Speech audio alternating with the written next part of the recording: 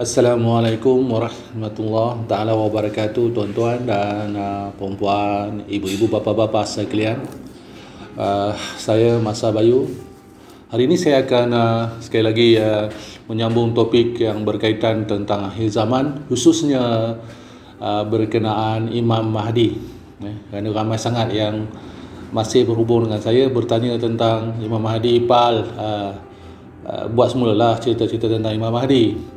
Jadi saya ingat saya dah cukup dah berikan video-video yang sebelum ini tapi nampaknya masih lagi ada permintaan-permintaan. Jadi saya akan cuba buat yang ringkas tak perlu macam sebelum ini sampai 1 jam. Jadi hari ini saya akan buat lagi video-video yang boleh kita hadam, yang lebih ringkas lah. Jadi tuan-tuan dan puan-puan sekalian, hari ini saya nak cerita tentang bagaimana kita boleh menjadi pembantu Imam Mahdi. Bagaimana? Kerana ini yang semua nak tahu kan. Bercerita tentang Imam Mahdi dah satu perkara, tapi bagaimana pula nak jadi pembantu kepada Imam Mahdi. Tuan-tuan dan puan-puan, bila kita sebut saja nak menjadi pembantu Imam Mahdi, ada dua perkara yang perlu kita pegang. Perkara yang berbalik kepada diri kita sahaja secara langsung. Secara langsung, dalam arti kata lain, tak boleh tidak kita kena ada dua ni dalam pelaksanaan hidup untuk menjadi pembantu Imam Mahdi. Mudah-mudahan ada. Kita berusaha, maksud saya di sini kita usaha perlukan kriteria dia. Macam nak masuk universiti lah tuan-tuan dan puan, nak masuk universiti kita kena ada sijil, sijil sekolah. Kalau di Malaysia dipanggil sijil tinggi pelajaran ataupun SPM. Kalau di Indonesia tak tahu mungkin sekolah kalau di Indonesia di sekolah SMA SMA atas. Jadi dua perkara utama yang perlu ada di dalam setiap individu untuk menjadi pembantu Imam Mahdi. Sebelum ni saya dah ada video tentang pembantu Imam Mahdi, masing-masing boleh tengok. Sebelum dua perkara ini, perkara yang pertama dasar sekali adalah kita mestilah menjadi terlebih dahulu manusia yang bertauhidkan kepada Allah Subhanahu Wa Taala. Ini wajib. Tak ada tidak, nak jadi pembantu Imam Mahdi mesti bertauhid kepada Allah. Dalam arti kata lain, kita kena melaksanakan rukun Islam. Rukun Islam ini adalah sesuatu yang tidak boleh tidak kita kena kerjakan, kerana ia adalah sebagai satu pembuktian bahawa kita bertauhid kepada Allah yang satu. Kita tidak menyembah lain daripada Allah. Jadi hablum minallah itu kena ada terlebih dahulu. Solat jangan tinggal, jangan malas-malas solat. Jangan kita puasa jangan kita tak lakukan, jangan kita terlalu berkira dalam soal pendapatan kita, keluarkanlah zakat. Jadi apa juga yang berkait tentang rukun Islam itu wajib untuk kita miliki ataupun untuk kita praktikan dalam hidup kita. Jadi itu sebagai dasarnya untuk kita menjadi pembantu Imam Mahdi, kita kena bertauhid kepada Allah terlebih dahulu. Itu wajib. Tapi dua perkara yang saya masukkan ini bukan yang itu, iaitu sebagai satu wadah kena ada. Tetapi untuk pelaksanaan kita untuk menjadi pembantu Imam Mahdi, ini yang ingin saya ketengahkan kepada tuan-tuan dan puan-puan, ibu-ibu, bapa-bapa. Pertama adalah tentang kebersihan. Ini saya jelaskan di sini setelah saya membuat kajian-kajian. Saya telah melakukan begitu banyak penemuan-penemuan daripada pemantauan saya daripada Al-Quran, daripada sunnah baginda Rasulullah SAW. Perkara dasar yang saya lihat adalah berbalik kepada kebersihan. Jadi kebersihan ini adalah sesuatu yang menjadi dasar kepada perjalanan junjungan besar kita Nabi Muhammad SAW. Maka itu akan menjadi suatu cerminan juga kepada Imam Mahdi. Jadi bila kita melihat cerminan ataupun asas kepada Imam Mahdi adalah berbalik kepada sifat baginda Rasulullah SAW, dan yang perkara yang pertama adalah tentang kebersihan, maka kita jika ingin memiliki ataupun mempunyai peluang atau ruang untuk bersama dengan Imam Mahdi, maka kita kena faham perkara yang pertama adalah tentang kebersihan. Maka kebersihan ini berbalik kepada dua, ya. Saya tak ada sempat nak cerita panjang, ya. Saya hanya dapat beri ringkas, ya, terlebih dahulu. Kebersihan pertama adalah kebersihan yang bersifat dalaman, ya, di hati kita. Jadi tuan-tuan dan puan-puan, nak jadi pembantu Imam Mahdi, hati kena bersih dulu. Nak bersih macam mana? Bukan boleh kita nampak, bukan boleh kita ambil macam kalau kita tangan kita kotor, kita ambil sabun, kita boleh basuh. Tetapi dalam arti kata lain, bila hati itu tidak kita bersihkan, maka kita tidak akan mampu menjadi pembantu Imam Mahdi. Ini tak ada wallahu alam, ini dah pasti. Tak akan dapat kita menjadi pembantu Imam Mahdi kalau kita mempunyai hati yang kotor. Maka bersihkan hati daripada perkara-perkara yang menyebabkan ia kotor. Apakah perkara-perkara yang menyebabkan ia kotor? Rasa sombong, riak, takabur, rasa diri yang paling mengetahui, rasa hasad, apa juga perkara-perkara yang boleh melekat kepada hati kita, iaitu perasaan-perasaan yang tidak baik, perkara-perkara yang boleh memudaratkan sesiapa sekalipun, malah diri sendiri, itu sudah pasti.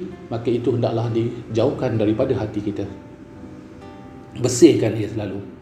Maka bersihkanlah diri kita daripada sebalang rasa-rasa yang akan menyebabkan kita menjadi manusia yang sombong, manusia yang takbur, ujub, riak dan sebagainya. Lebih-lebih lagi kita berbicara soal tentang keburukan orang lain dan sebagainya. Maka bersihkan hati terlebih dahulu. Itu yang pertama dalam hal dia. Maka perkara yang kedua tentang kebersihannya adalah kebersihan diri kita.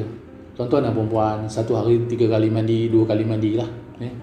Bersihkan secara fizikal. Pakaian kita tu bersih.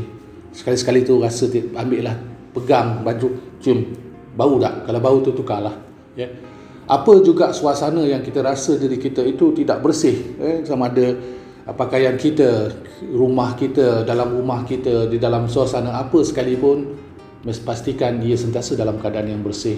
Kerana bersih ini adalah sifat yang berbalik kepada sifat malaikat. Malaikat sukakan kebersihan, Rasulullah sangat sukakan kebersihan. Maka pasti Imam Mahdi juga sangat suka kepada kebersihan. Jadi kalau kita dah menjaga kebersihan diri kita, pakaian kita sentiasa bersih, sentiasa kita pastikan ia dicuci, ataupun badan kita sendiri tidak berbau, maka kita akan dapat memposisikan diri kita kepada satu titik yang mana digemari, disukai oleh Imam Mahdi. Imam Mahdi suka orang-orang yang bersih.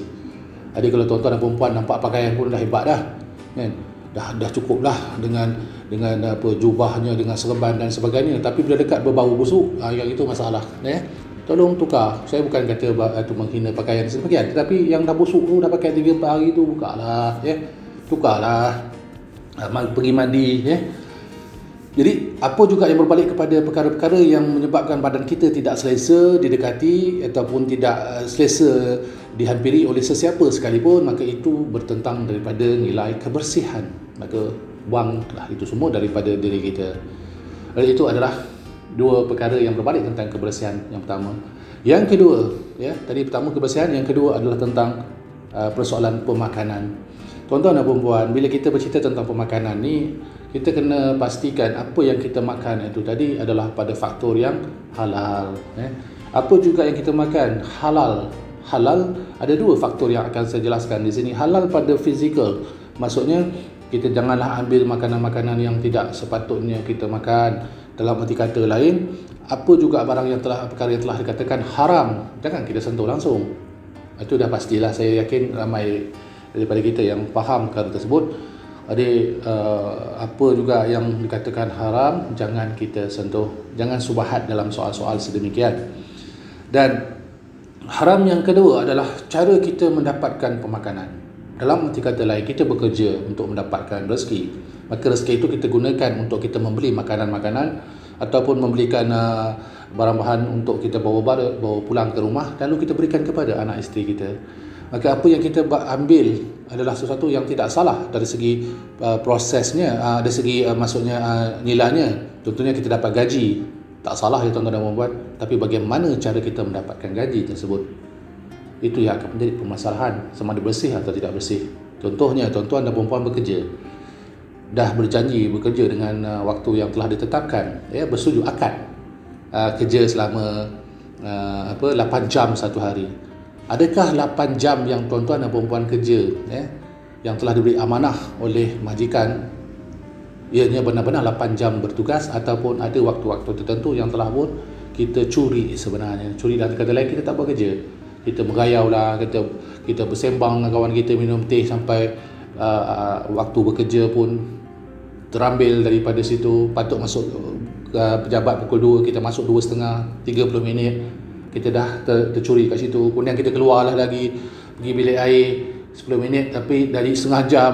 Jadi bila satu hari contohnya kita ambil 30 minit, kita curi masa tersebut daripada amanah yang telah diberikan, maka kita telah pun melakukan perkara yang haram. Ya, jadi kita katakan haram. Jadi sumber gaji yang kita perolehi daripada kerja yang 30 minit dibayar juga ya, sebab ujung bulan dia akan dibayar oleh majikan. Kalau satu hari 30 minit, kalau satu bulan, maka daripada situ gaji kita katalah dapat 3,000, tapi dalam 3,000 tu sebenarnya ada 500 ringgit adalah daripada hasil yang bukan atas kerja kita. Maka 500 itu adalah daging-daging busuk yang kita akan bawa pulang ke rumah, tuan-tuan dan puan-puan, beri makan anak isteri. Jadi daripada situ kita akan menyebabkan badan kita kotor dalaman dia, bukan kerana makanan ataupun daging itu kotor dalam istilah fizikal, tetapi cara mendapatkan daging itu untuk dibawa pulang ke rumah adalah kotor. Maka bersihkan apa juga yang kita makan, kerana dengan itu kita akan mendapat jawapan yang jelas, persiapan persediaan untuk kita menjadi manusia yang bersih. Kenapa? Kerana kebersihan adalah faktor yang diperlukan untuk menjadikan diri kita sebagai sebahagian daripada pembantu Imam Mahdi. Yang berbalik tentang kebersihan itu juga, yang pertama, yang kedua tentang apa yang kita makan juga adalah sesuatu yang bersih ataupun halal. Maka tuan-tuan dan puan-puan, itulah dua perkara yang paling asas yang ingin saya kongsikan dengan tuan-tuan dan puan-puan untuk tuan-tuan dan puan amalkan terlebih dahulu, ya. Jaga kebersihan, jaga pemakanan. InsyaAllah, mudah-mudahan dengan pendedahan saya ini kita sama-sama dapat mempelajari, dapat mempraktikkan diri kita dengan dua perkara yang sangat-sangat hasas, supaya kita dapat kualiti yang melayakkan kita menjadi pembantu Imam Mahdi. Assalamualaikum, salam sejahtera daripada saya, Masa Bayu.